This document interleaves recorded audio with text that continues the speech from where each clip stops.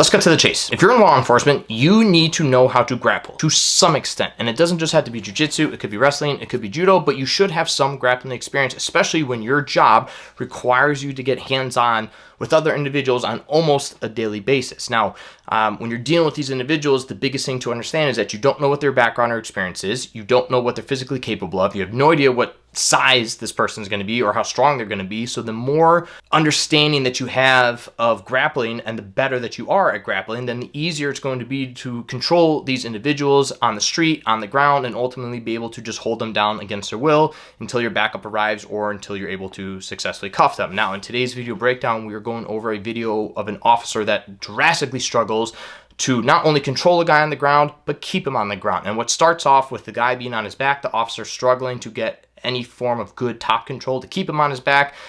This bad guy or whoever it is able to turn over into essentially like a turtle referee's position where he's ultimately able to work up to his feet and run away, which then forces the officer to start drawing out his weapons. So what I want to go over today in this video is one, a few different ways to control somebody from a top position when they are on their back, and then two, when you have someone that's in a turtle position and then ultimately someone that's trying to work back up to their feet, what are a few ways that we can break that person down, completely break their posture, flatten them out, and eventually start working towards a cuffing position. So let's get into it. So first things first, if I'm controlling someone on top, right?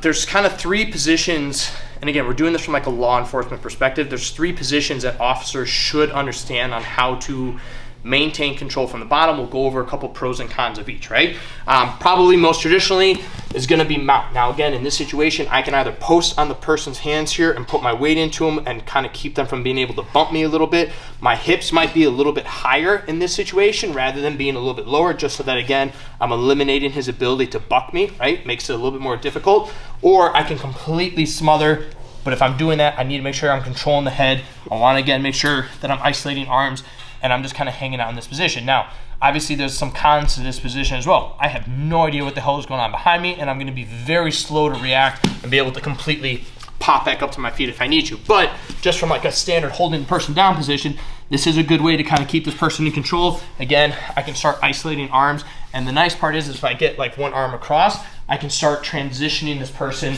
and start working them off to their side, off onto their stomach, and into a cupping position. So I can transition nicely from there. The other position that people will tend to see from a law enforcement perspective for control is kind of the good old knee on belly. Now, as great as a position as this is, it also has some pretty big cons. The biggest one being, it's hard for me to hold down a squirming person. If he's really trying to get out, it's difficult for me to hold this, and the moment that my leg falls through, they're up and out of it. So if I am doing this position, I would also recommend kind of pulling up on their head a little bit, but by me doing this, I'm losing grip of an arm. So I have to kind of give and take with that. The other thing is too, my utility belt is going to be fully exposed, and if I lose control of a hand, even if I'm trying to hold and he gets control of my weapons, he gets control of the belt, I'm now in a different situation where I now have to get hands on. Yes, can I control his waistband with my knee? Absolutely, but again, I miss out on, it's a little bit more risky for me in that sense. The last one is side control. This is probably your better position. Backtrack real quick. When the knee on belly, I do have full peripheral vision. I can easily look around, and I can also transition. So there is that. But side control, similar to mount, I am gonna be restricted on what I can see around me. However, this is probably the best position of the three to control somebody because I can smother them, I can control both of their arms, I have full control of what's going on at their waistband, and they can't access my belt by any way, shape, form, or means, right? And again, I can fully kind of just control this person and hang out. But once more, I'm also restricted on what I can do from that. Now, if I'm trying to control someone from on top, my suggestion for law enforcement would be understanding how to transition between all three of those positions. So if I'm in, let's just start with mount. If I'm in the mount position, I'm holding this person down, he's giving me a real hard time, I can't hold the person down anymore, go ahead, start bumping, right? If I'm having a hard time, I might transition off to the side and work towards a knee on belly position. And now if he's giving me a hard time, or if I start losing this, I transition to a side control position. Maybe I come all the way around and transition to kind of like a north-south, get control, and I come back to side control. So if you want to control somebody from a top position like that, my suggestion would be understand the positions, but understand more importantly how to transition constantly between all of them. And what that's going to do is wear this person out. The more tired I can get them, the more energy I can drain from them, the easier it's going to be that once they start calming down, I can transition, get them to their stomach, and we get them to a cupping position. Now, let's go over kind of where this cop really kind of screwed himself. couple things I saw the officer doing wrong. Number one, he was just really high up and just squeezing. And even though I'm holding on nice and tight, I'm not really doing anything to prevent Luis from easily just popping back up to his feet, which just gives me a whole nother group of issues, right? The other thing I saw the cop trying to do is if he's trying to go forward, so just try and like crawl forward, right? I shouldn't be trying to pull him back. And that's literally what you kind of see the officer doing, is using everything he's got to essentially try and pull this bad guy back into his lap to bring him back down to the ground. Ultimately, if this person's in a turtle position, I should be able to break them down, but I want to utilize their momentum. So if he's trying to go forward, I'm going to let him go forward, and that's going to be my opportunity to break him down. I do not want to look for hooks. I can break him down, I can get onto the back, all sort of great things from accessing the hooks. It's not a position I want to be in from the street. I wanted to essentially put him onto a side where then eventually I can start weaving the arms, put him into cuffing positions, and we go from there. So one option that we have is essentially kind of a spiral ride, right? My front hand is going to be deep into that armpit, kind of just pressuring forward. My back hand is hooking around the waist, and I'm pulling him back. And again, I want to be off my feet at this point, pressuring in, because if he's trying to go forward, I'm going to pressure in, and I'm essentially just trying to turn his body. Now, if I feel him turn and pressure into me, I'm going to pull that waist down, and the moment that this arm gets posted, I got an inside wrist weave right here, I pressure back in, and now I'm right into a good cuffing position. The other situation that you'll kind of get, pop back up a little bit, is you'll get guys, if they're a little bit more experienced, they might try and sit through onto the far side, all right? The moment that that happens, come back. The moment that I feel that pressure happen, again, I pull them straight down. That's what I'm looking for. I'm trying to pressure in to get a reaction, and then same thing, I got this wrist weave, I can drive back in, you know, we can work off to the angle, expose the arm, then we work back into the different cuffing positions from there. Similar idea, kind of like a claw ride. I'm coming all the way to the front, and I'm scooping the front of the head. It's not a choke, it's not a headlock. I'm just pulling down on the head, and again, I'm tucking in on the waist. Now, as I start driving and pressuring into him, if he starts hunkering down on this side, which is kind of a normal reaction because he's trying to pull this arm off, right? So if I feel that pressure, I'm going to fully commit. You can do this on the street, but you better make sure that you can get this person all the way up and over, right? Because I want to sit all the way through, pull them all the way across. I'm going to pop up the other side.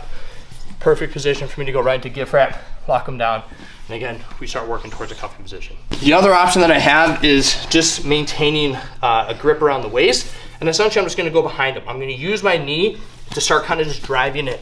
And again, if he's already driving forward, I want to separate his feet from his hips as much as possible so that he's fully dependent on his arms up here. As I pressure in and I feel him resisting and trying to fight back, same side, I'm chopping. And as I chomp, I'm pulling on that waist, breaking that posture down, and again, we just break him down into a cuffing position. Remember, our goal is to prevent this guy from getting back to his feet. I'm not trying to muscle him. I'm trying to feed into his energy.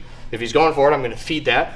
The moment I feel that resistance, that's when I'm buckling the hips. So the last one that we have is transitioning from here to the far side. This hand reaches all the way around, and I'm grabbing the ankle, top of the foot, whichever one, and I'm pulling this sky high. And then same thing, I'm driving forward, using my knees, pressuring in, and again, I'm just driving him all the way down to the ground. If you want to, you can also, again, chop the arm if you need to, but I'm really just kind of preventing him from being able to base out on this leg.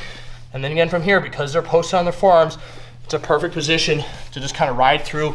I can easily work up to a knee on back position from here, and we start, again, working in different cuffing positions. Now, if you fail at all this, and I can't break this person down, which again, this officer was in a good position to do so, because we're breaking these positions and I've got these waist grips, the moment he starts to stand up, I'm gonna stay behind him, right?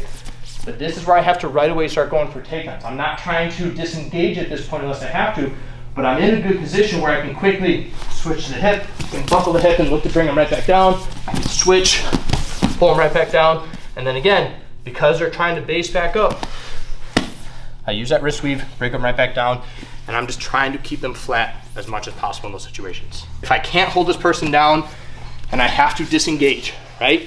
I might transition kind of like a front headlock, and again, start kind of attacking and posting on these arms.